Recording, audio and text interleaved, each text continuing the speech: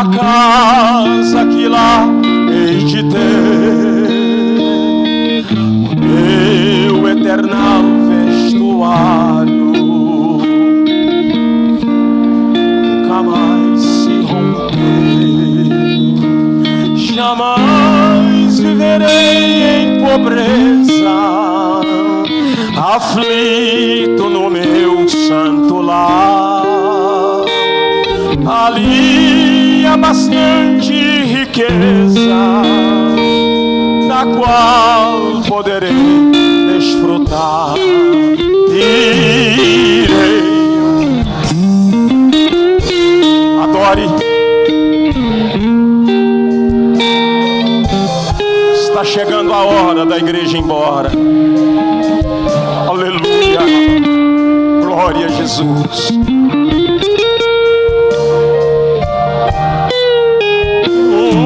O céu tem muitas saudades das glórias que lá hei de ter. Que gozo vou ter quando eu vir meu Senhor rodeado de grande esplendor. O céu luto é banido, enterros não hão de passar, sepulcros jamais são erguidos.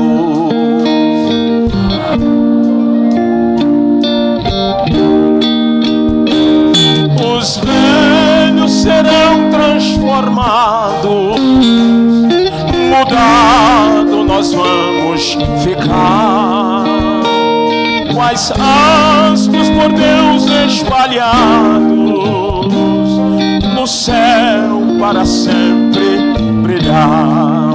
Irei eu pra linda cidade, aleluia, Jesus me dará um lugar com os crentes de todas idades. A Deus hei de sempre louvar. Do céu tenho muitas saudades das glórias que lá hei de ver. Oh, que gozo vou ter quando eu vir meu Senhor rodeado de grande esplendor.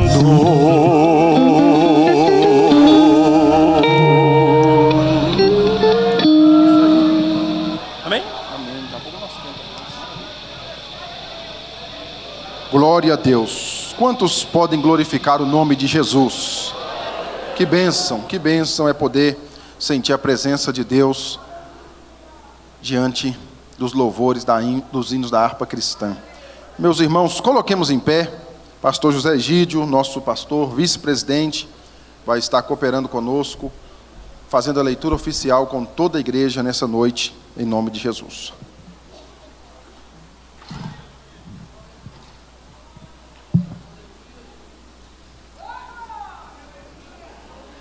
Glória a Deus. Cumprimento a todos com a paz do Senhor. Amém. Eu vos convido para abrirem as vossas Bíblias no Salmo de número 122. Salmo de número 122. Os que forem encontrando aí, vai dizendo amém. Alegrei-me quando me disseram, vamos à casa do Senhor. Os nossos pés estão dentro das tuas portas, ó Jerusalém. Jerusalém está edificada como uma cidade bem sólida, aonde sobe as tribos do Senhor com o testemunho de Israel, para darem graças ao nome do Senhor. Pois ali estão os tronos dos juízes, os tronos da casa de Davi. Orai pela paz de Jerusalém, e prosperarão aqueles que te amam. Haja paz dentro dos teus muros, e prosperidade dentro dos teus palácios. por causa dos meus irmãos e amigos, direi: haja paz em ti. Por causa da casa do Senhor nosso Deus, buscarei o teu bem. Amém? Oportunidade para orarmos ao Senhor nosso Deus. Quem tem um pedido para fazer, ou mesmo para agradecer ao Senhor nessa noite, manifeste aí a sua mão juntamente comigo e vamos orar. Senhor nosso Deus, nosso Pai Celestial, perante a Tua face nós nos encontramos aqui, ó Deus. Viemos nessa noite e a finalidade é adorarmos e bendizer o Seu nome. Queremos Te apresentar os Teus servos que já adentraram o templo, ó Deus, que aqui já se encontram, aqueles que ainda estão de caminho a chegar a este local. Traga, Senhor, os em paz, os abençoa de maneira especial. Abençoa a direção geral da nossa igreja, na pessoa do pastor Neemias. Ó Deus querido, nós queremos também suplicar a bênção especial pela direção local, na pessoa do pastor Ricardo, abençoando também os seus familiares. Pai querido, a todos os nossos irmãos, os dirigentes das filiais que estão na minha retaguarda, a todos os teus servos, ó Deus de bondade, que estão a serviço do Senhor em toda a nossa região, os visita neste momento. Os que estão enfermos, ó Deus, aqueles que se apresentaram aqui, os seus pedidos, o Senhor conhece as suas necessidades. Se há enfermidade, nós te pedimos, Senhor, cura as enfermidades. Se há problema, seja ele de qualquer natureza, nós te pedimos a solução. Pai Celestial, abençoa também o mensageiro dessa noite, usando ele como sempre tem usado, dando graça e a orientação divina. Senhor da glória, que a mensagem a ser, ó Deus, pregada essa noite, seja aquela que nós precisamos ouvir, não a que queremos. Pai querido, é o que nós te pedimos e te agradecemos, no nome de Jesus Cristo, que vive, que reina para todos sempre. Amém e amém. Glória a Deus. Meus irmãos, recebam a paz do Senhor. Amém. Por gentileza, você que trouxe a sua Bíblia, encontre comigo Lucas, capítulo de número 1, a partir do versículo de número 26, o Evangelho, a história do Cristo, a biografia do Cristo, segundo escreveu o médico e historiador Lucas. O capítulo é o de número 1, e nós faremos leitura a partir do versículo de número 26. Enquanto vocês encontrem, eu externo a minha alegria, a minha gratidão e o meu louvor, em primeiro lugar a Deus, por me conferir mais esta oportunidade de uma vez mais poder usar a sua palavra para a glória do seu nome. Quero ser grato a Deus por novamente assumir essa tribuna, esse altar, um dos altares mais conhecidos hoje do Brasil, mais respeitado. Eu fico feliz, louvo a Deus pela vida do pastor Neemias, presidente desta grande obra, presidente da convenção, tanto trabalho para fazer, e um exemplo para nós. Louvo a Deus pela vida dos amigos que nós temos aqui na Assembleia de Deus Betim, pastor Ricardo, que sempre nos recebe tão bem. É uma honra estar servindo a esta igreja. E para lermos também, eu quero louvar a Deus pela vida do meu amigo pastor Bismarck, que está na retaguarda, companheiro aí de trajetória. Queridos, eu tenho certeza que na noite de hoje, uma vez mais, Deus vai usar a minha vida para responder às suas orações. Amém? Só para não ficar para trás, pergunte aí para uma ou duas pessoas que ao teu lado está, pergunte assim: você já orou pelo culto de hoje? Se orou, chegou a hora de Deus responder essa oração, não é? Através da sua palavra. Lucas capítulo 1, versículo 26 em diante diz assim: e no 6º mês foi o anjo Gabriel enviado da parte de Deus a uma pequena cidade da Galileia, por nome de Nazaré, a uma virgem desposada com um homem cujo nome era José, da casa de Davi. e o nome da virgem era Maria. E entrando o anjo onde ela estava, disse: Salve, agraciada, o Senhor é contigo, e bendita és tu entre as mulheres. E vendo-o ela, turbou-se muito com aquelas palavras e considerava que saudação seria esta. Disse-lhe então o anjo: Maria, não temas, porque achaste graça diante de Deus. E eis que em teu ventre conceberás e darás à luz a um filho, e por-lhe-ás o nome de Jesus. Este será grande, será chamado Filho do Altíssimo.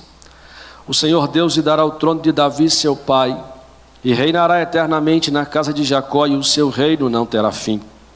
E disse Maria ao anjo: Como se fará isto, visto que eu não conheço homem algum? Respondendo o anjo, disse-lhe: Descerá sobre ti o Espírito Santo, e o poder do Altíssimo te cobrirá com a sua sombra. Por isso também o santo que de ti há de nascer será chamado Filho de Deus. E eis que também Isabel, tua prima, concebeu um filho em sua velhice. E é este já o 6º mês para aquela que era chamada estéril, porque para Deus nada é impossível. Disse então Maria: Eis aqui a serva do Senhor, cumpra-se em mim segundo a tua palavra. E o anjo ausentou-se dela. Versículo 39 ainda, se os irmãos tiverem paciência. E naqueles dias, levantando-se Maria, foi apressada às montanhas, a uma cidade de Judá, e entrou em casa de Zacarias e saudou a Isabel. Quantos podem dizer amém? Amém. Glória a Deus. Tome o teu assento. Obrigado pela reverência prestada à palavra de Deus. Queridos, eu sei que nós estamos diante de um dos textos mais analisados e controversos da história do cristianismo. Uma vez que o anjo Gabriel agora, ele é enviado à pequena cidade da Galileia, por nome de Nazaré, como nós lemos, para informar para Maria que ela estava sendo envolvida num projeto de Deus. Se eu for trabalhar em cima de um tema, eu posso trabalhar com uns irmãos hoje na temática Sonhando Sonhos de Deus. Você pode repetir isso? Sonhando sonhos de Deus? Alguém vai dizer: mas pastor, Deus não sonha. É lógico, nós sabemos disso. Porém, nós encontramos expressões que nos permitem dar formas humanas a Deus e expressões que nos permitem dar sentimentos humanos a Deus para entendermos o ser divino. Por exemplo, quando nós falamos de mão de Deus, pé de Deus, olho de Deus, nós chamamos isso de antropomorfia, que é dar formas humanas ao ser divino, para entendermos o seu agir. E quando nós falamos que Deus sonha, que Deus projeta, sabemos que isso está dentro da nossa realidade. Mas quando vemos, por exemplo, este texto, e embasando-se em Apocalipse capítulo 13, versículo 8, que diz que o Cordeiro estava imolado desde a fundação dos séculos, nós vamos ver que em Lucas capítulo de número 1, é um projeto de Deus que dentro do nosso tempo, um sonho de Deus que dentro do nosso tempo, está saindo do papel. E aí nós temos uma expressão chamada antropopatia, que é dar sentimentos humanos a Deus para nós entendermos o seu ser. E este sonho de Deus aqui para Maria é chamado de Jesus. Para você entender, o Cordeiro estava imolado desde a fundação dos séculos. E eu gosto dessa informação, por quê? Porque nada pegou Deus de surpresa. A queda do homem não foi uma surpresa para Deus. O equívoco da humanidade, Manassés, meu amigo, não foi uma surpresa para Deus, porque antes da catástrofe, Deus já tinha a solução. Antes da queda, Deus já tinha um meio de levantar. Antes da destruição, Deus já tinha a restauração. E Deus então, no seu projeto eterno, projetou o seu Filho Cristo, o Verbo se fazer carne, para habitar entre nós. E para que este Verbo habitasse entre nós, encarnasse, Deus precisava usar um ser humano do sexo feminino, uma mulher. E aí agora, no seu tempo e no seu propósito eterno, ele manda Gabriel, seu mensageiro, até a cidade da Galileia, para encontrar com Maria, uma menina que, segundo alguns historiadores, variava entre 12 e 14 anos. Alguns chegam a dizer que ela podia ter até 17, mas a maior concordância é entre 12 e 14 anos de idade. E o anjo agora vai aparecer para esta menina que está vivendo uma ótica normal, vivendo uma vida normal, vivendo os projetos normais, vivendo os sonhos normais. A informação que nós temos é que ela estava desposada, na nossa cultura seria noiva, e ela está projetando uma vida como toda menina projeta. Ela está sonhando uma vida como toda menina sonha, formar família, contrair matrimônio, criar, ter o seu lar. Agora o anjo chega para ela para informar que ela não vai mais sonhar os sonhos dela. Ela agora vai sonhar os sonhos de Deus. Ela agora não vai caminhar dentro dos projetos dela. Ela agora vai caminhar dentro dos projetos de Deus. E quando o anjo chega para dar essa informação, ele apresenta-se a ela e disse: salve agraciada, o Senhor é contigo, e bendita és tu entre as mulheres. Informação pertinente demais, porque o anjo não chega dizendo: bendita és tu porque és a única, bendita és tu porque Deus não encontrou outra, bendita és tu porque Deus não tinha mais ninguém. Não, ele diz: bendita és tu entre as. O que ele está dizendo? Maria, numa expressão bem nossa, né? Você não é a última ou a última bolacha do pote. Você não é a última Coca-Cola do deserto. Deus escolheu você entre as. E aí já quebra alguns princípios que pensam que Maria era a única e a mais provável. Sabe o que eu aprendo com isso? Eu aprendo que se Maria não quisesse, Deus ainda tinha as. Eu aprendo que se Maria não valoriza o que Deus está dando, Deus ainda tinha as. E é claro que eu vou trazer isso para os seus dias. E é claro que eu vou trazer isso para os meus dias. E é claro que eu vou trazer isso para os nossos dias e te fazer pensar melhor. Valorizar melhor esse lugar que você assenta. Valorizar melhor este dom que Deus te deu. Valorizar melhor esta posição que Deus te colocou. Valorizar melhor este serviço que você pode prestar. Por quê, pastor? Porque Deus te escolheu entre as. Oh, meu Deus do céu. Deus não te escolheu porque não tinha mais ninguém. E diga-se de passagem, sem te afrontar, mas sendo verdadeiro, tinha gente melhor do que você. Tinha gente melhor do que eu. Tinha gente mais capaz, mais gabaritado. Oh, meu Deus. Mas Deus nos escolheu entre vários. Oh, glória a Deus por isso.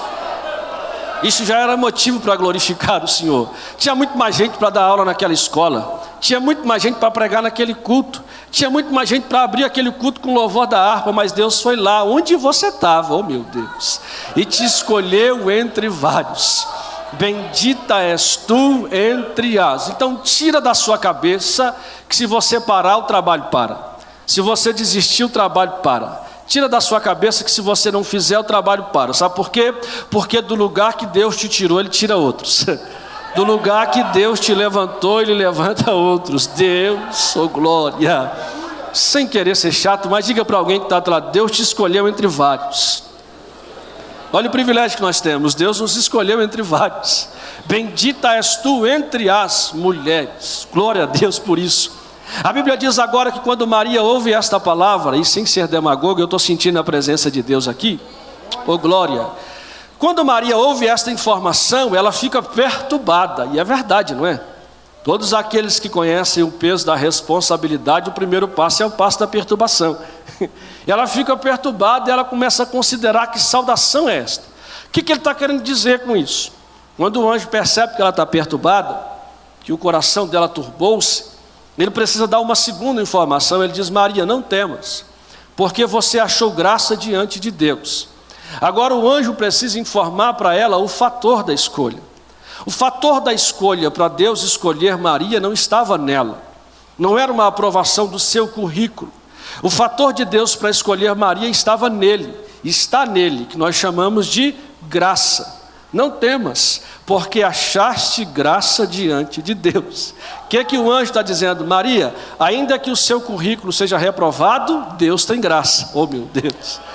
Ainda que você seja excluída socialmente, Deus tem graça. Ainda que ninguém te queira, Deus tem graça. Você está entendendo? E a graça de Deus é algo tão poderoso, irmão, que eu consigo aplicar sem te explicar, quer ver? Eu consigo te mostrar que é pela graça que você está aqui hoje.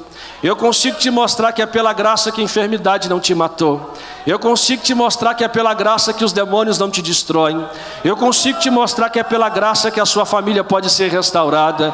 Eu consigo te mostrar que é pela graça que o seu casamento pode ser refeito. Eu consigo te mostrar que é pela graça que seu ministério pode alcançar voos. É a graça de Deus. O fator de Deus para escolher alguém não está no que alguém tem. Deus pode até usar o que alguém tem, mas não é esse o fator. O fator de Deus para nos escolher, para nos chamar, está nele, que é a sua graça. Agora, se vocês me permitem, me permitam desmistificar um pouco essa doutrina que nós estamos entendendo errado. Parece que nós, por algum motivo, nós entendemos que a graça nada mais é do que um favor de Deus para nos livrar de Satanás. Não, senhores, não em primeira instância. Porque Satanás ninguém é sem que Deus permita que ele seja. O diabo não pode fazer nada sem que Deus permita que ele faça. Tanto é que a Bíblia diz em Tiago capítulo 2, versículo 19: crês tu em Deus, fazes bem. Também creem os demônios e estremecem. Permita-me abrir uma brecha e dizer para você: vivemos num tempo em que os crentes estão crendo de qualquer jeito, igrejas cultuando de qualquer jeito, vida cristã lavante. Se você me permite, algumas igrejas precisam aprender com os demônios que creem tremendo, que creem estremecendo, porque eles estão diante dele tete a tete. O diabo não pode fazer nada, irmãos, sem que Deus permita que ele faça. Pastor, se Deus não manifestou a graça para livrar o homem do diabo, foi para livrar de quem? Para livrar dele próprio, para livrar o homem do próprio Deus. E a Bíblia diz, no Salmo de número 7, no versículo de número 11, que Deus é um Deus que se ira todos os dias. Deus é um justo juiz, que se ira todos os dias. Agora eu pergunto para os irmãos e te peço para acompanhar comigo na Bíblia. Vamos imaginar Deus irado um pouquinho? Deus irado foi lá em Sodoma e Gomorra, e os homens daquela cidade intentaram coabitar matrimonialmente com os anjos que Deus mandou para conversar com Ló. Deus irado mandou fogo em Sodoma e Gomorra. Isso é Deus irado. Deus irado, diz a Bíblia, que ele mudou o endereço de Nabucodonosor e o cardápio. Tirou do palácio e mandou para a mata. Fez parar de comer iguarias para comer capim. E isso é Deus irado. Pastor, mas isso é só no Antigo Testamento, no Novo não tem. No Novo tem, e aperta mais. A Bíblia mostra Deus irado em Atos capítulo de número 5, quando mostra um casal chamado Ananias e Safira, que tinham uma propriedade que era deles, que venderam pelo valor que eles quiseram vender, mas quando vieram trazer a oferta no altar, mentiram com a oferta que estava entregando. E isso aqui irou Deus. Não é porque Deus estava interessado no que Ananias e Safira estavam dando, é porque Deus ficou chateado com quem eles estavam sendo. Porque Deus não está preocupado com quem dá se você não é, você está entendendo? Antes de nós oferecermos algo para Deus, precisamos oferecer a nossa vida a Deus. Ananias e Safira vendeu uma propriedade que era deles. Eu vou dizer aqui, eu sempre falo isso, não, a Bíblia não fala valores, tá bom? Eu só vou pensar um valor para a sua mente clarear. Suponhamos, portanto, que Ananias e Safira vendeu uma propriedade por 50 mil nos nossos dias. Eu vou repetir, a Bíblia não fala valores, eu estou falando para a gente pensar. Não tinha problema nenhum, pastor Ricardo, meu mestre, Ananias chegar na igreja e dizer assim: Pedro, apóstolos, estamos vendo aí que estão se levantando ofertas para ajudar os pobres, para que ninguém padeça necessidade. Nós vendemos uma propriedade e queremos ofertar 5 mil. Queremos ofertar 500 reais, estou falando dos nossos dias, queremos ofertar 50, não tinha problema nenhum, porque o que estava em xeque não era o valor. Só que Ananias e Safira vendeu uma propriedade pelo valor que quiseram e trouxeram um valor pífio diante do que venderam, tentando enganar a Deus e os apóstolos. Aí Deus manifestou a sua ira. E quando ele chega com a oferta, diz a Bíblia que Pedro, cheio do Espírito Santo, olhou para ele e disse: Ananias, por que encheu Satanás o teu coração? A propriedade não era sua, vendida não estava em seu poder. Você não mentiu aos homens, você mentiu a Deus.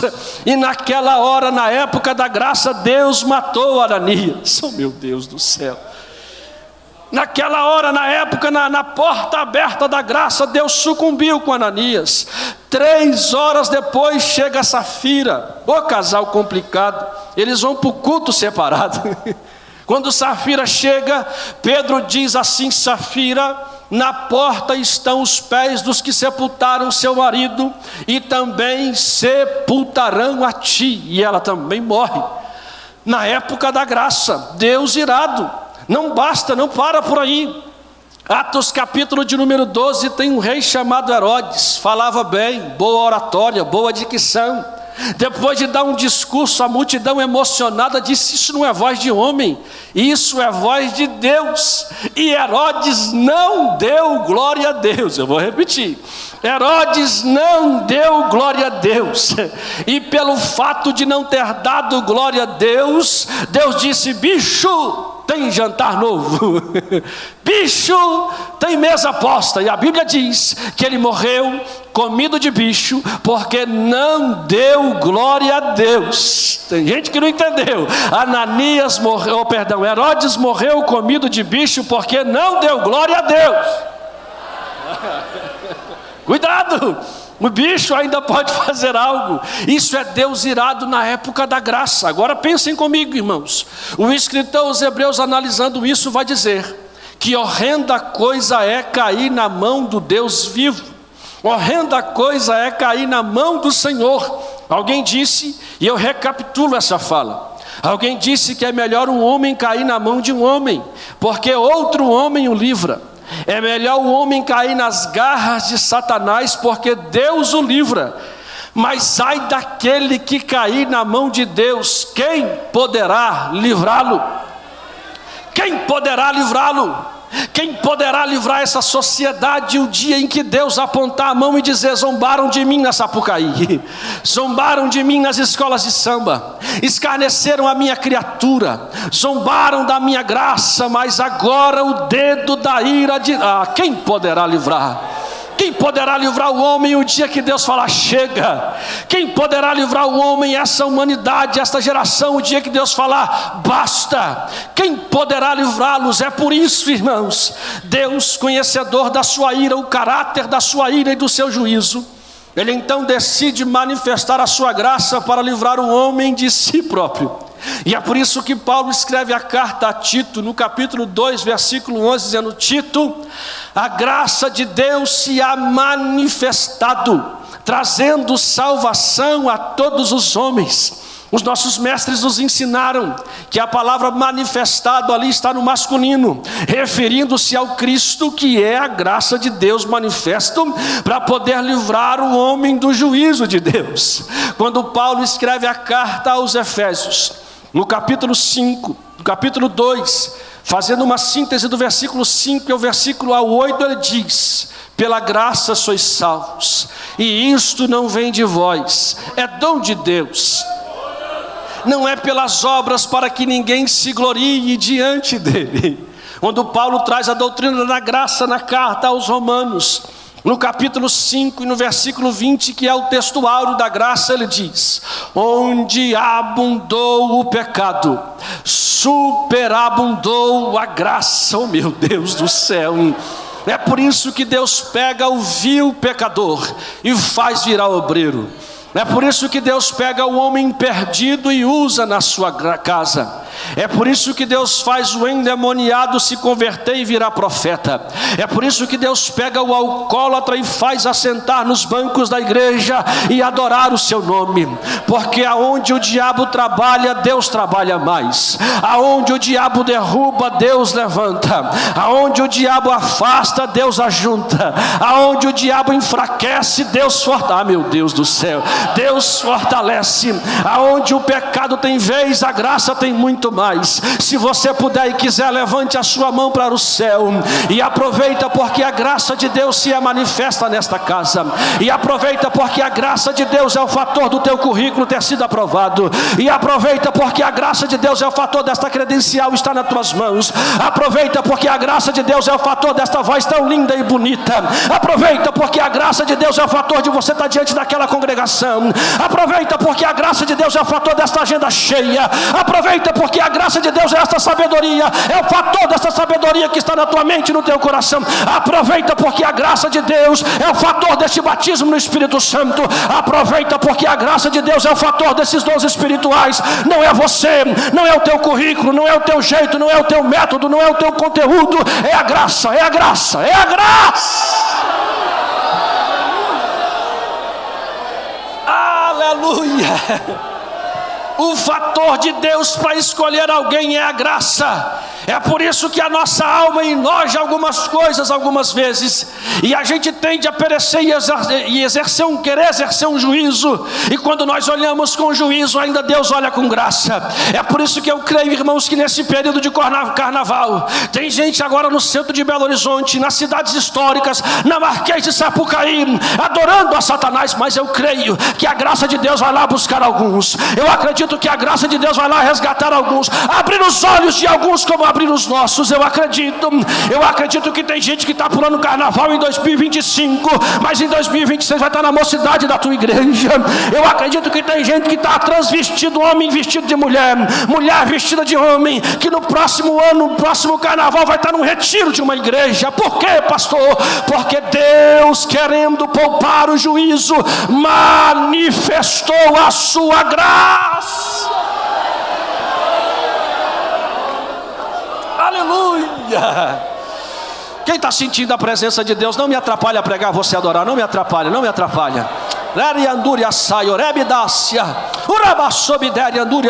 Não me atrapalha, não me atrapalha. Pode adorar, porque a graça de Deus se manifesta. Oh, glória a Deus, pela graça, pela graça, pela graça. Se não fosse a graça de Deus, eu imagino, pelas páginas da Bíblia, irmãos, eu estou sentindo Jesus aqui. Alabacé, Urabacé, Anduri, Alabahai, Urababasobidere, Anduri, Alabahai, Alabacala, série, Anduri, Dere, Assaia, Urabacé, que dai. Oh, graça, aleluia, pelas páginas da Bíblia. Aleluia, tem um peso de glória aqui, gente. Não precisa de chavão, você está sentindo?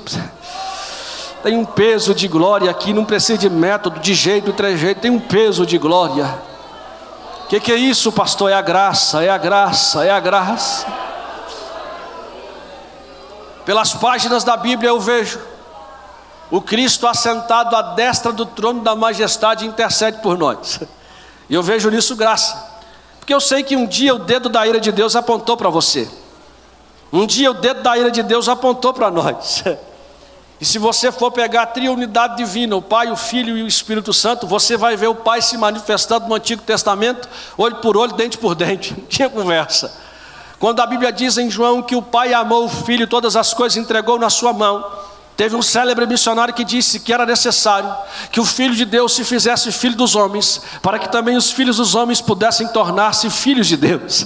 Deus manda o seu Filho em resgate, e o Filho vem para mostrar essa graça. E eu creio que no dia que o dedo da ira de Deus apontou para você dentro daquele bar, tomando a caninha 51, Deus disse: eu vou fulminar. Eu acredito que pela Bíblia, que o filho do lado disse: pai, deixa eu trabalhar no coração dele, deixa eu trabalhar no coração dela.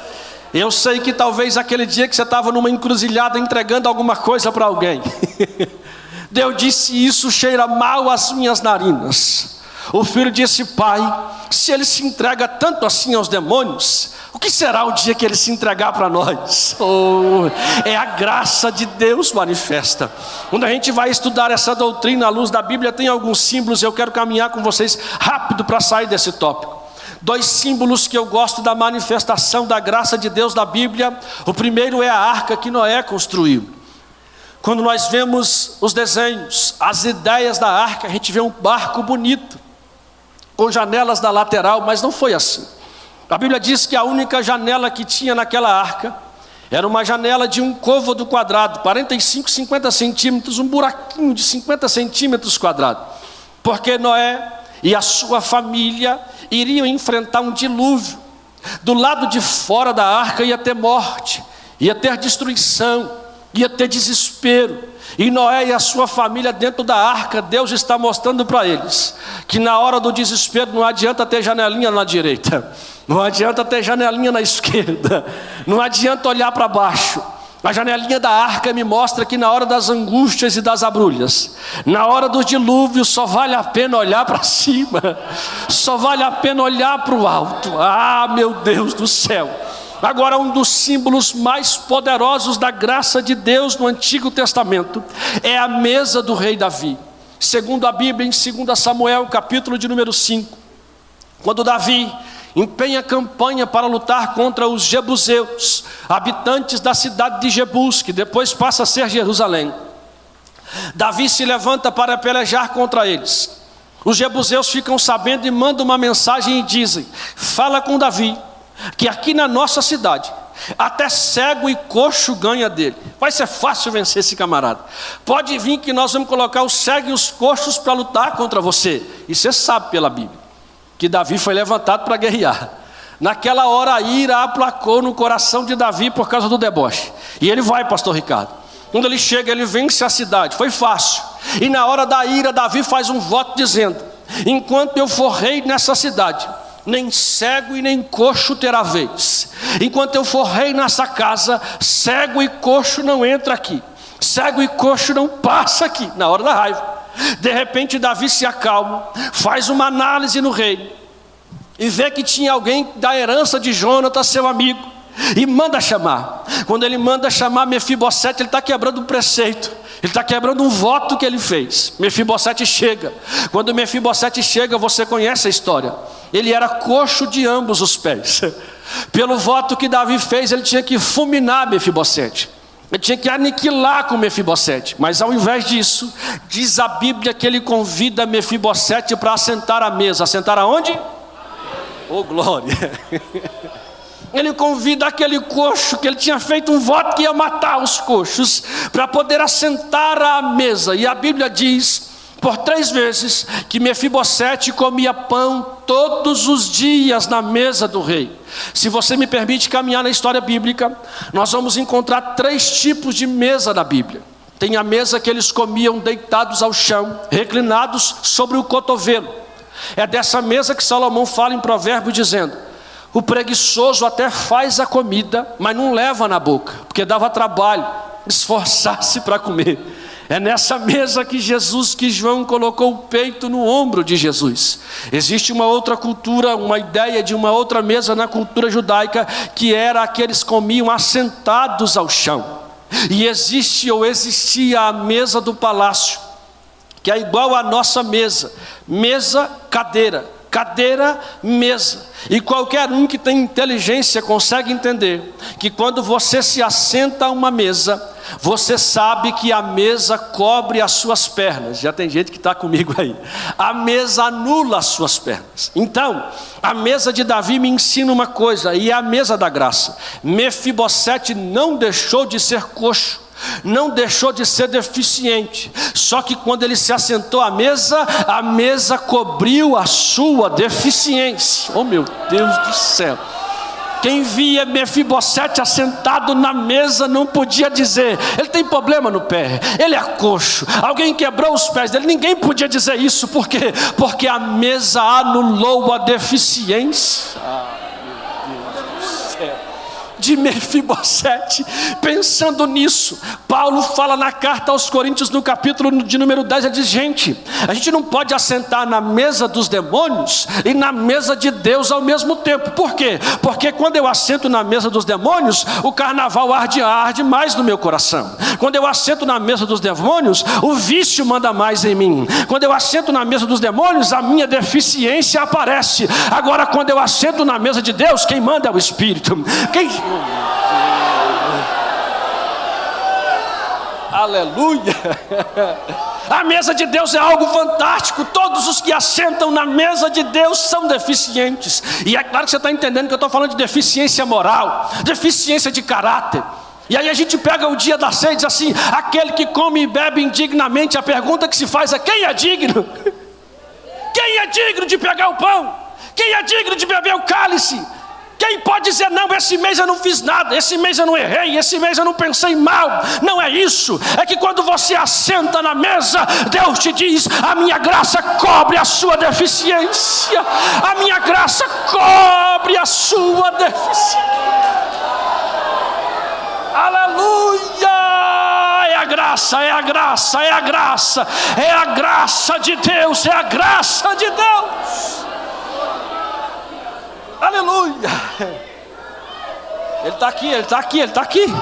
Pode adorar, é pela graça, é a graça. Isso, esse barulho de línguas estranhas é a graça, é a graça. É a graça de Deus que te permite falar, é a graça de Deus que te permite sentir. Se você chegou essa noite com a deficiência, se você chegou essa noite fraco, se você chegou essa noite derrubado, se você chegou essa noite dizendo: pastor, eu não consigo mais, eu vou entregar o cargo, eu vou entregar a igreja, eu vou entregar a credencial. O rei está te dizendo: não, Mefibosete, assenta na mesa de novo, assenta na mesa de novo. Aleluia! Urabassa, não atrapalhe o irmão que está do teu lado. Se ele estiver adorando, não atrapalha, mas diga para ele assim: tem lugar para você na mesa. Tem lugar para você na mesa. Não importa a sua posição, não importa o seu cargo, não importa a credencial que você carrega no bolso, não importa o teu nome midiático, tem lugar para você na mesa.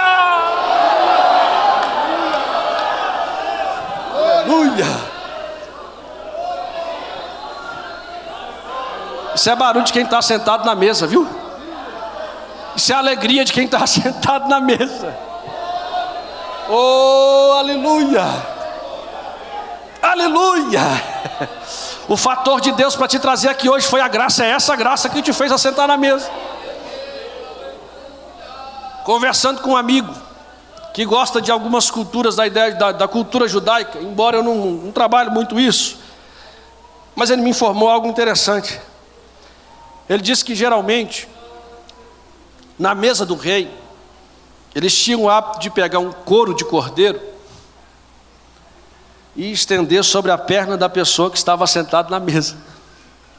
Eu estava pregando em um estado do Brasil, numa época de frio, muito frio, e o pastor me levou para jantar num restaurante. Quando nós chegamos lá, naquele restaurante, todas as cadeiras tinham um couro de cordeiro. E aí eu perguntei para a garçonete assim: mas por que isso? Ela disse: não, moço, o senhor é de onde? Eu falei: eu sou lá de Belo Horizonte. Ela disse: nosso estado é muito frio. Então, na hora da sua refeição, se o senhor sentir frio, o senhor pode se cobrir com ele. O senhor pode colocar no ombro, o senhor pode colocar nas pernas. E eu lembrei disso. Aí eu coloquei o couro de cordeiro sobre as pernas. Você acredita que não deu para ver meu pé? Ó. Quem estava sentado na mesa do rei era um homem que tinha problema aonde? Sabe o que é interessante? É que se alguém passasse ali pela mesa de Davi, se fosse mineiro igual nós, e dizia assim: uai, esse não é o Mefibosete? O outro dizia: eu acho que é ele. Mas está um trem esquisito aí, bem mineiro, né? O que ele está fazendo na mesa do rei? O camarada falou: pode ser que não seja ele. Analogia, pode ser que não seja ele. Vamos fazer o seguinte: abaixa para ver.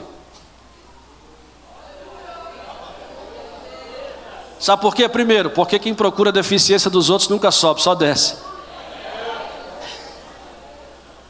Abaixa para ver. Não dá para ver, por quê? Porque tem um couro de cordeiro tampando. Tem um couro de cordeiro anulando. Oh, meu Deus do céu. Tem um couro de cordeiro que não deixa a deficiência ficar meu Deus do céu, irmãos.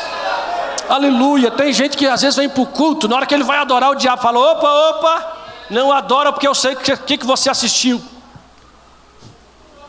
Na hora que ele vai pregar uma mensagem com autoridade, o diabo fala: opa, não prega, você não tem moral para falar isso, rapaz. Só que todas as vezes que o tentador, que o acusador chegar para te acusar, mostra para ele: eu estou debaixo do couro do cordeiro. Eu estou coberto pelo couro do cordeiro. Eu estou assentado na mesa do rei, coberto pelo couro do cordeiro. Meu Deus do céu, irmão.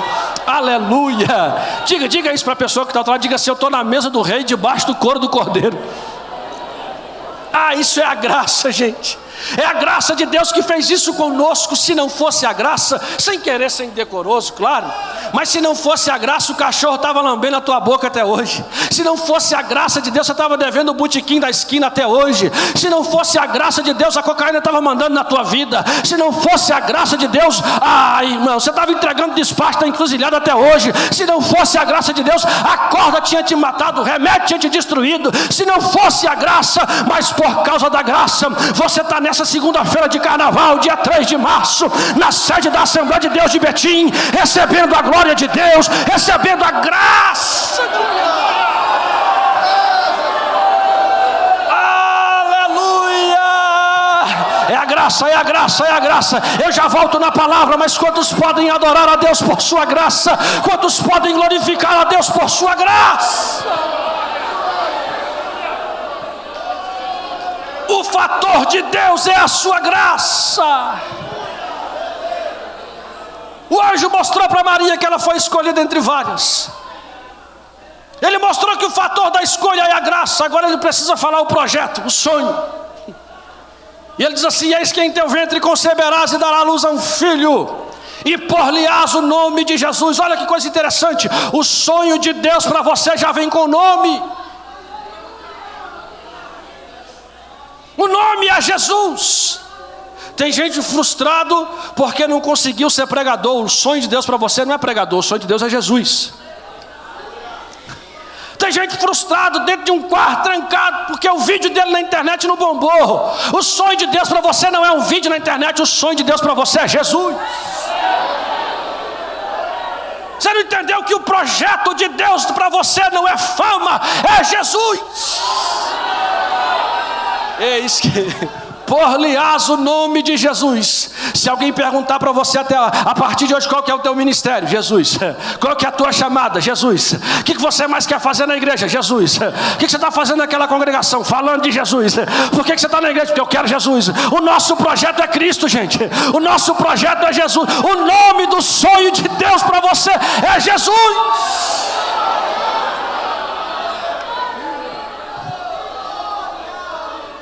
Meu Deus do céu. Diga para alguém, diga assim: o projeto de Deus para mim chama-se Jesus. Pregar é consequência disso. Cantar é consequência disso. Pastorear é consequência disso. O projeto de Deus para nós chama-se Jesus. Então dedique-se mais a Jesus.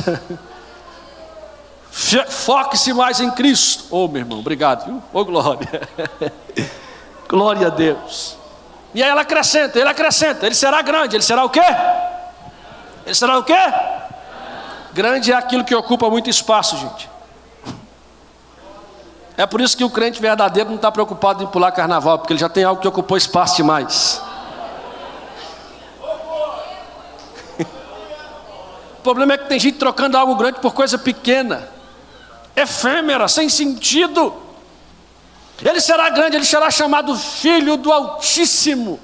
Ele vai ter identidade de origem. Deixa eu dar um alerta para vocês aqui.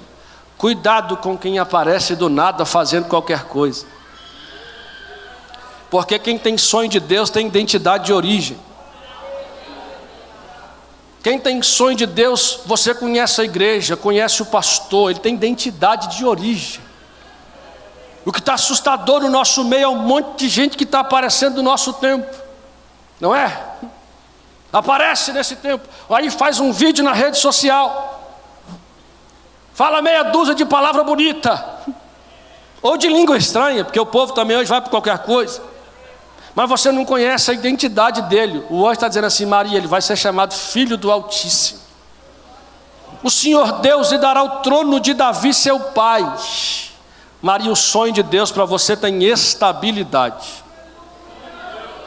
Vai se assentar em trono. Por isso que você não pode viver essa vida cristã, irmã, meia boca, meio... Não, irmão. Um dia você está no manto, outro dia você está no espanto.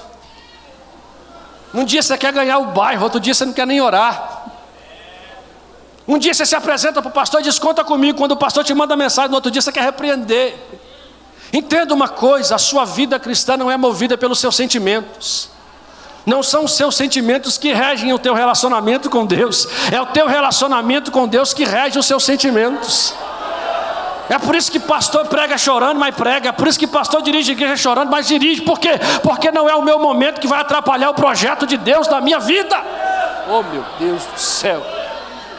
Diga para alguém que está lá, diga assim: Deus te trouxe aqui hoje para dizer para você que você tem que ter estabilidade. Ele se assentará no trono de Davi, seu pai. Reinará eternamente na casa de Jacó. Reinará onde? Se você conseguir guardar, guarde isso, que é uma reunião de obreiros. Ministério não começa quando você pega o microfone. Ministério não começa quando a sua foto aparece no cartaz. Ministério não começa quando você recebe a sua primeira credencial. Ministério não começa quando você ganha a sua primeira oportunidade. Sonho de Deus para a tua vida começa na tua casa. Sonho de Deus na tua vida começa dentro do teu lar. Sonho de Deus na tua vida começa com você não sendo um excelente pregador, mas sendo um excelente pai. Não sendo uma excelente cantora, mas sendo uma excelente mãe. Não começa com você profetizando do templo, começa com você orando com os teus em casa. Meu Deus do céu.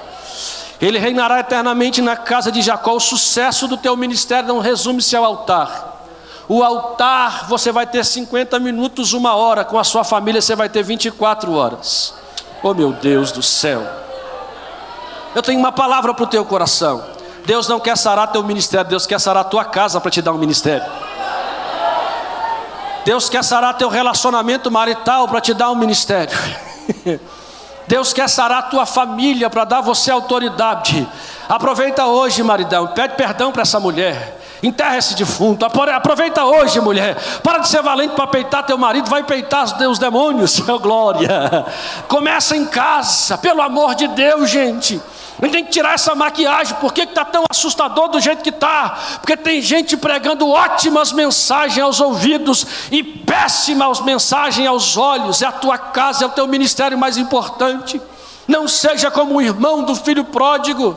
Diz a Bíblia que o irmão do filho pródigo está voltando do campo e não sabe o que está acontecendo em casa. E ele pergunta para o servo: o que está acontecendo lá na casa de papai?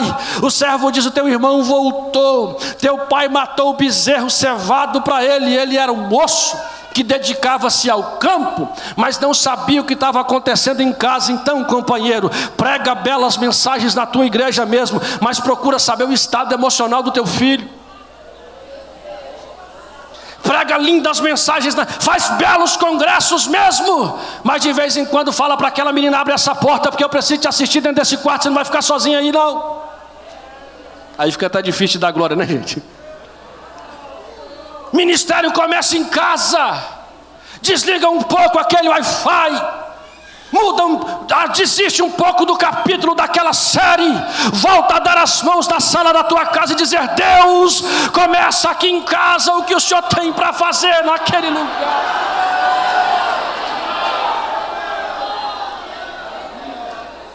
Oh, meu Deus do céu. Deus está restaurando a tua casa hoje. Deus está restaurando a tua família hoje. Deus está restaurando os teus hoje, em nome de Jesus. Você vai ver a tua família de pé de novo. Você vai ver a sua família levando. Oh, meu Deus.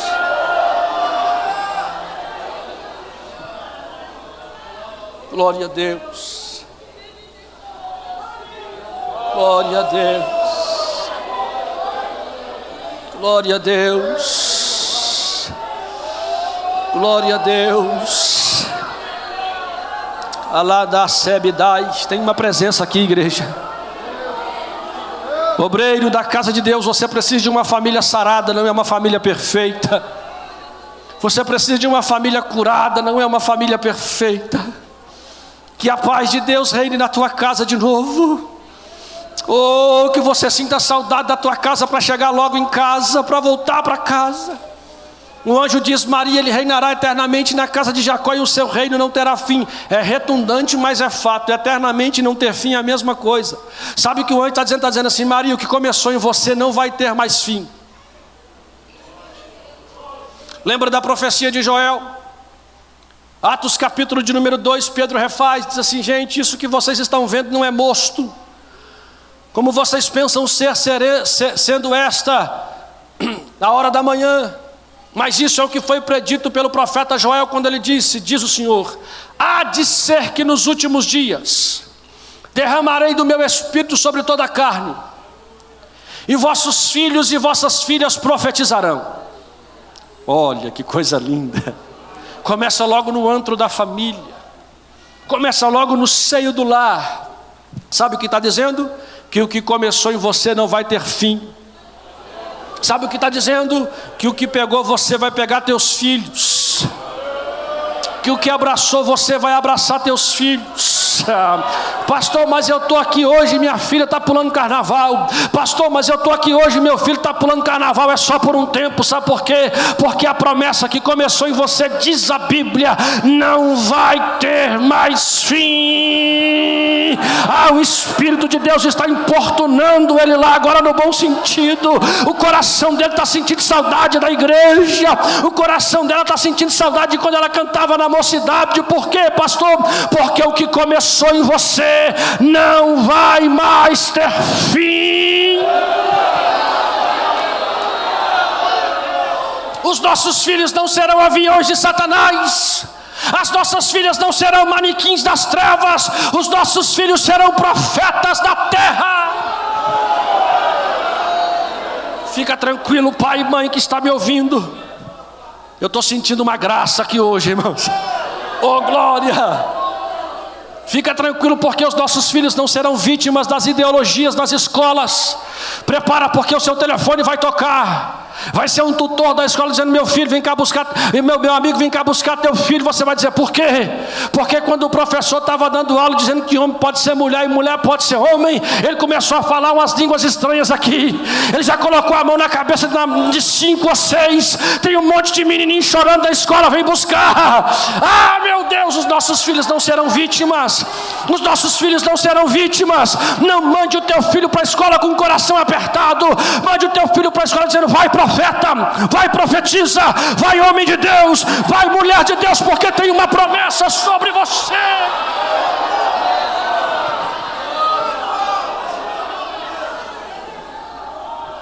Meu Deus do céu. Diga para alguém, diga assim: o que começou em você não vai mais ter fim. Diga: não vai mais ter fim. Nós não vamos precisar mais pregar saudosismo na igreja. Porque há 40 anos atrás Jesus batizava no início do culto. Vai batizar de novo. Porque há 40 anos atrás Jesus batizava na hora dos hinos da harpa. Vai batizar de novo. Porque há 40 anos atrás os meninos iam para casa carregados. Vão voltar de novo. Por quê? Porque a promessa de Deus para nós não vai ter fim. Não vai ter fim. Meu Deus do céu. Debaixo da autoridade da palavra que eu prego, recebe cura na tua casa, recebe salvação na tua casa.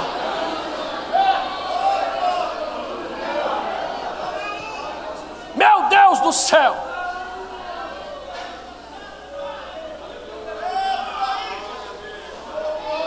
Meu Deus.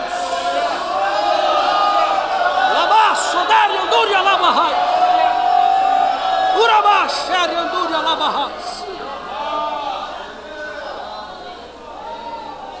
Eu vejo casamentos sendo restaurados. Eu vejo famílias sendo restauradas. Uraia sebidácia. Urabacalacé. Urabacéria andúria labahai. Uraba, séria, andúria, labarra. Urabacanda, sebidai. Oh, nesse tempo em que a destruição da família é o principal objetivo de Satanás, Deus está dizendo: não vai ter fim, não vai ter fim. Nesse tempo de inversão de valores, Deus está dizendo: seu casamento não vai acabar. Nesse tempo de caprichos satânicos, Deus está dizendo: o que começou em você não vai ter fim. Maria faz uma pergunta, eu já caminho para a conclusão. Irmãos, tem tempo que eu não prego sentindo esse peso de glória que eu estou sentindo essa noite. Aleluia. Tem um peso de glória aqui, parece que uma mão aperta meu peito. Aleluia. Oh glória. Eu disse que Deus ia responder às vossas orações. Não tem a ver com o pregador, tem a ver com a oração da igreja. Maria pergunta para o anjo: como vai acontecer isto, visto que eu não conheço homem algum? Lembrem-se que o anjo está falando para Maria de gravidez. Está falando de quê? E aqui tem um princípio: gravidez é homem e mulher, coito, fecundação e gestação. Ela está dizendo assim: o anjo, para realizar esse projeto não tem jeito, porque eu não conheço homem algum. O que ela está dizendo? Ela está dizendo assim: esse projeto de Deus precisa da ajuda do homem. Você conhece gente assim? Que parou porque disse: o homem não me ajuda, ninguém me socorre, ninguém me indica, ninguém me dá uma oportunidade, vou parar, vou desistir. Meu filho, entenda uma coisa: não é o homem que usa Deus para te abençoar, é Deus que usa o homem para te abençoar. O problema é que você parou porque pegou o projeto de Deus e colocou na ótica do homem. Se você colocar projetos de Deus na ótica do homem, você vai engavetá-los. Quando Maria diz assim: eu não conheço homem algum, o anjo acrescenta e diz: Maria, descerá sobre ti o Espírito Santo.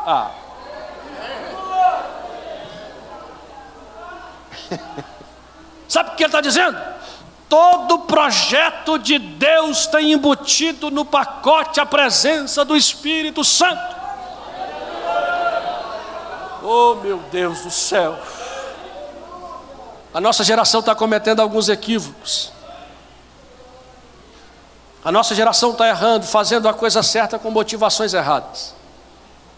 A nossa geração pensa que receber um ministério hoje é procurar logo um jeito de colocar timbre na voz, é procurar logo um estúdio para gravar uma melodia. Nada contra a gente, mas essa não é a primeira pauta.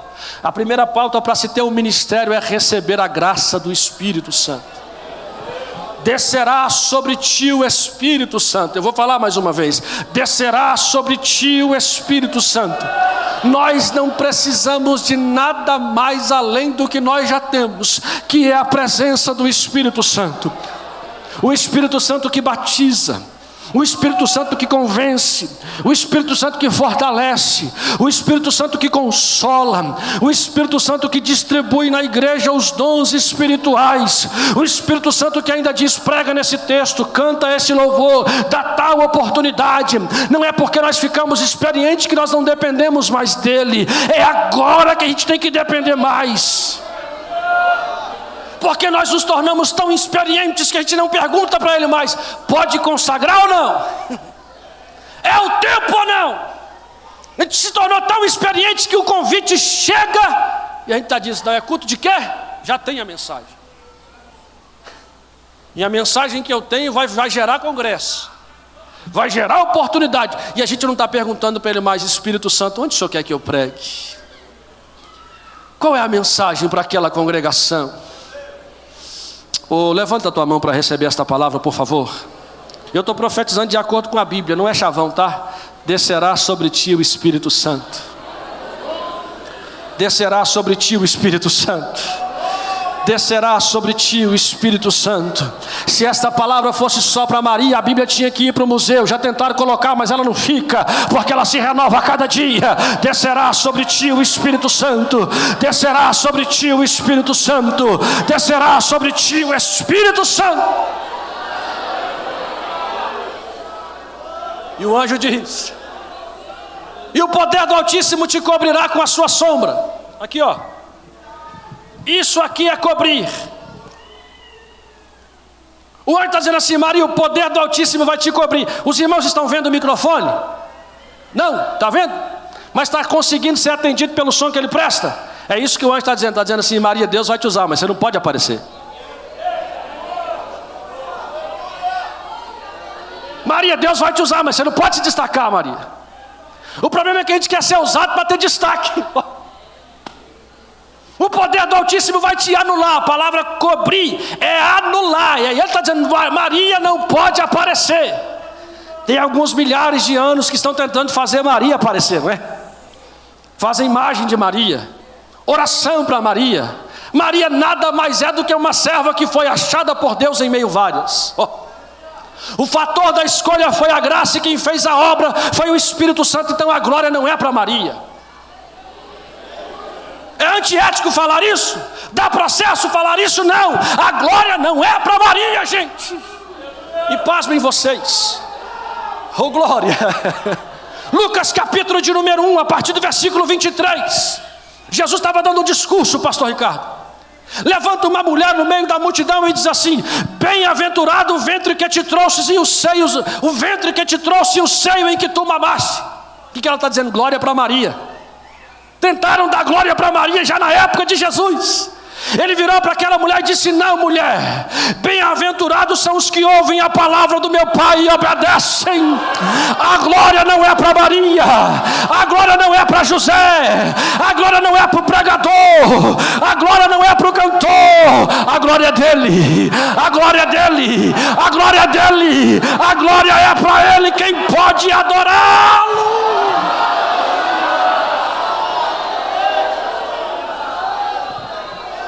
Aleluia! Pega na mão de alguém, pelo amor de Deus, diga assim: Deus vai te usar, mas você não pode aparecer.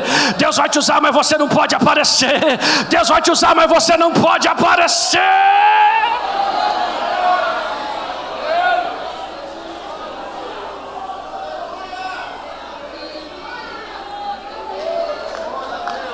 Oh, meu Deus do céu! Quem está sentindo a glória dele aqui hoje? A glória dele, essa glória não é Maria que promove, essa glória não é José que promove, essa glória não é Carlos Alberto que promove, é ele, é ele, é ele, é ele, é ele, é ele, é ele, é ele, é ele, é ele, é ele. Aleluia!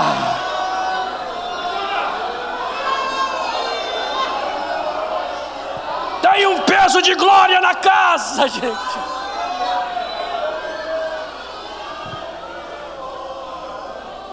Eu sei. Aleluia. Irmãos, eu não sei qual foi a oração que vocês fizeram, não. Mas Deus está respondendo com glória. E o anjo dá a última informação para eu terminar a minha prédica. E eis que também Isabel, a tua prima, concebeu um filho em sua velhice. E já é este o 6º mês para aquela que era chamada estéril. Por que o anjo vai falar para Maria sobre Isabel, gente? Qual que é o objetivo? Imaginem comigo, por favor. Maria chegando na igreja, pastor Ricardo. Ele dizendo assim: deixa eu contar um testemunho. A Assembleia de Deus cresceu assim, não foi? Através de testemunhos. A gente ia dizer: tudo bem, irmã Maria, pode falar. Ele ia dizer: gente, ontem à tarde eu recebi a visita de um anjo. Nós que somos amantes da Bíblia, começar a procurar anjo, tem base. Continua, Maria. Ele ia dizer assim: ele falou para mim que eu vou engravidar. Aí alguém ia levantar e dizer: Maria, você não está noiva com José? Daqui a pouco você engravida quando você casar. Ela disse: não. Ele falou para mim que eu estou grávida do Espírito Santo. Sinceramente, você ia crer? Eu não ia crer, irmão. Se eu sou o pastor da igreja, eu já falo com alguém: eu estou indo para o gabinete, chama ele, a família. Tem que resolver isso. Por que o anjo fala para Maria sobre Isabel? Porque a única pessoa na terra que ia entender Maria chamava-se Isabel. Porque ela também estava grávida por um milagre. Tanto é que quando o anjo se ausenta de Maria, a Bíblia diz que Maria correu para a casa de Isabel, foi às pressas. Sabe quanto tempo que ela ficou lá? Ela ficou 3 meses. Não era uma visita, era uma fuga. Sabe o que eu estou querendo dizer para você? Não adianta você falar dos sonhos de Deus para qualquer um.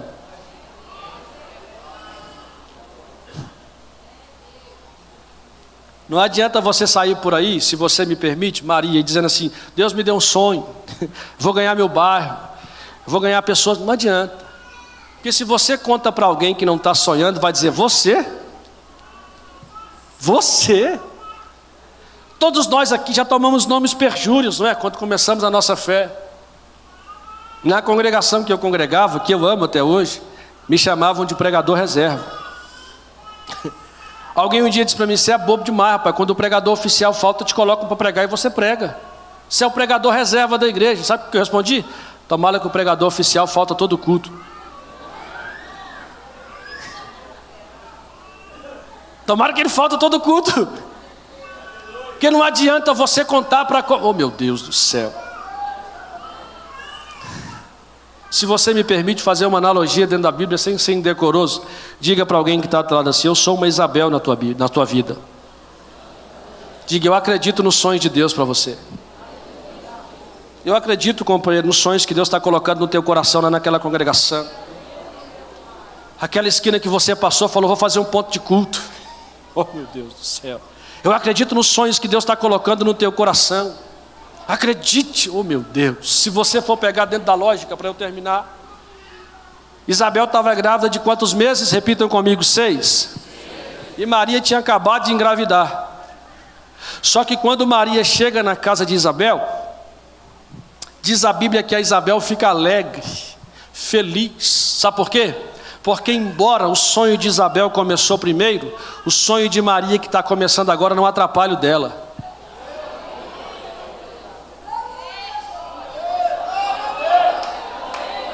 Aleluia. Ei, moço, quer pregar? Prega mesmo, não vai atrapalhar a gente que já está há 20 anos na caminhada, não prega. Quer cantar? Canta. Se precisar de ajuda, procura o Manassés. Tem espaço para todo mundo. Se você me permite mais uma analogia, aqui é a casa dos sonhos. Meu Deus do céu. Acredite em alguém. Maria acreditou em alguém. Oh, meu Deus do céu. Isabel acreditou em Maria, perdão. Dando um salto, chega a hora do menino nascer. Eles sobem para Belém. Porque sonho que é sonho sai do papel, né, gente? Ou José era muito bom de lábia, ou Maria era muito crente. José tinha um problema chamado de procrastinação. Ele sobe para Belém, mas não reserva vaga no hotel. Aquele negócio: pela fé vai dar certo, pela fé. Vai dar certo. Quando eles chegam lá, diz a Bíblia que José consegue convencer Maria a dormir numa estrebaria, estacionamento de cavalo. Ou ele era bom de lábia, ou Maria era muito crente. Só que Deus tem o seu jeito de trabalhar. Naquele estacionamento de cavalo, Maria olha para o Zé e diz: Zé, estourou a bolsa. Analogia, tá, gente? Como é que é, Maria? Está chegando. E aí o menino nasce numa estrebaria, gente. Estacionamento de cavalo. Primeiro berço do menino, uma manjedoura. Coxo de cavalo comer. Feito na pedra. Entende-se assim? Agora pensa comigo com o coração de Maria, sendo mãe. Olhando para o menino dentro da manjedoura e lembrando da voz do anjo: ele será grande. Mas está dentro de uma manjedoura. Ele será chamado Filho do Altíssimo, mas está dentro de uma manjedoura. Ele vai se assentar no trono de Davi, mas está dentro de uma manjedoura. Ele reinará eternamente na casa de Jacó, mas está dentro de uma manjedoura. O seu reino não terá fim, mas está dentro de uma manjedoura. Sabe por quê? Porque projeto grande costuma começar em lugares pequenos. Meu Deus do céu. Vai dirigir aquela congregação com poucos membros. vai cantar naquele culto de tarde, oh meu Deus do céu, vai pregar a pé, ah meu Pai, vai fazer a sua manjedoura, vai trilhar o caminho de Deus para você. Diga isso para alguém, diga assim: projeto grande começa em lugar pequeno. Vai vender salgadinho na estufa, daqui a pouco você vai ter sua salgadaria, é assim que chama? Vai vender peça na internet, daqui a pouco você vai ter sua loja. Oh meu Deus do céu, começa pequeno. Jesus começou dentro de uma manjedoura. O camarada começa a pregar hoje, aceita Jesus no domingo, prega na quinta, e no próximo domingo você convida ele já quer oferta, ele já quer Uber, ele já quer hotel. Sabe por que essa geração não está suportando a cruz? Porque não passou pela manjedoura. É por isso que você vê o camarada pregando hoje, amanhã você vê ele no carnaval, porque ele não entendeu o processo da manjedoura. Obreiro, servo de Deus, serva de Deus, eu termino a minha prédica dizendo para você: não despreze o dia das pequenas coisas. Não despreze os dias das pequenas coisas. O menino nasce, chega 3 camaradas para adorar. Eles trazem 3 objetos: ouro, incenso e mirra. As 3 coisas mais caras da época. Historiadores entendem que foi daqui que José e Maria conseguiram dinheiro para fugir para o Egito. Sabe o que Deus estava dizendo para eles? Se eu dei o sonho, eu vou custear o projeto.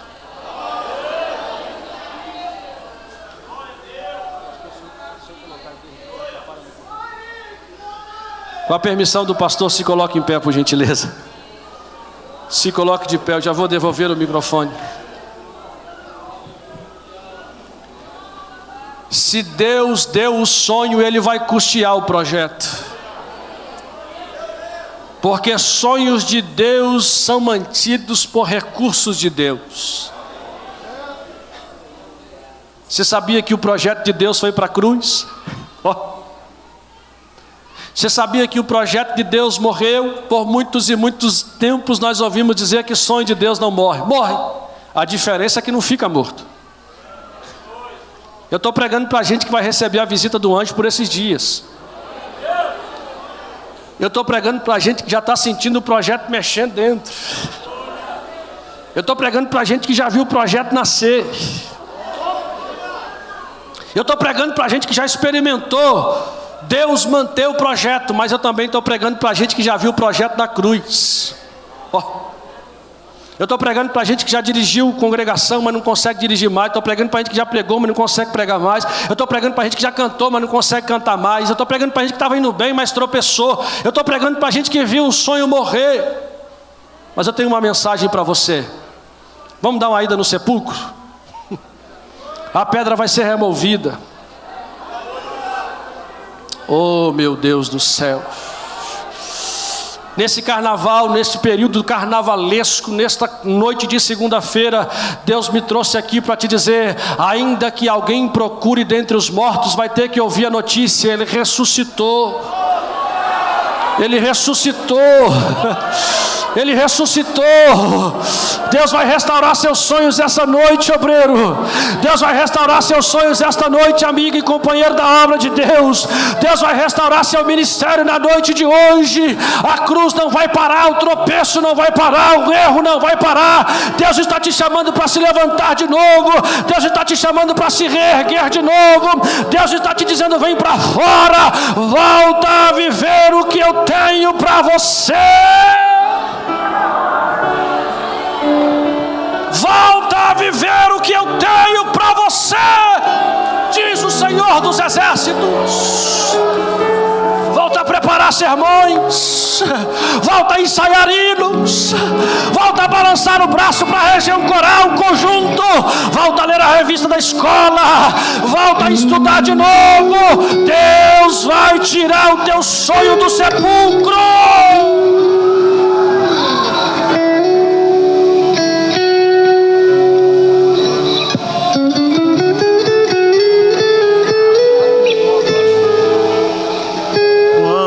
Angelical trombeta neste mundo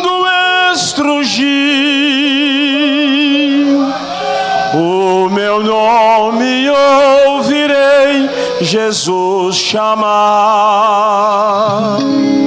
Pois eu creio na promessa e que Deus a vai cumprir. Quando ouvi Jesus meu nome proclamar. Glória, glória, aleluia.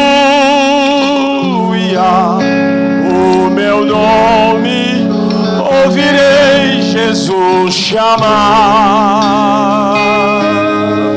Adore.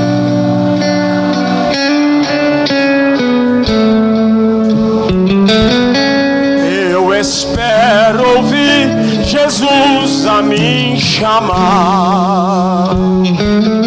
Quando o céu for enrolado e o sol não der mais luz, o meu nome ouvirei Jesus chamar. Quem pode adorar? Passarão a terra e o mar, mas permanecerá Jesus.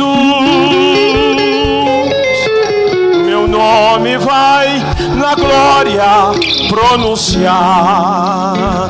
Quem pode adorar, levante as mãos e cante. Está chegando a hora, aleluia. O meu nome ouvirei Jesus chamar.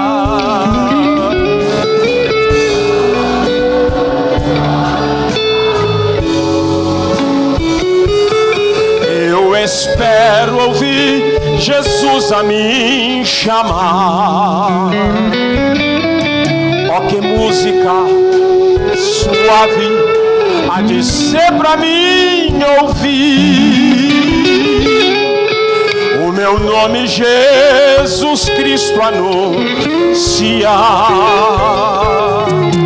Ó, que gozo vai minha alma lá nos altos céus fluir, quando ouvi proclamar. Glória, glória, aleluia. O meu nome ouvirei Jesus chamar.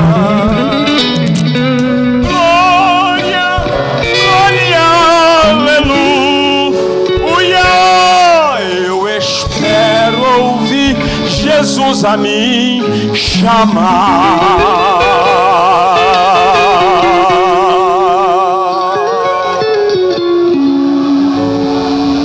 Glória a Deus. Valeu a pena você ter vindo? Amém.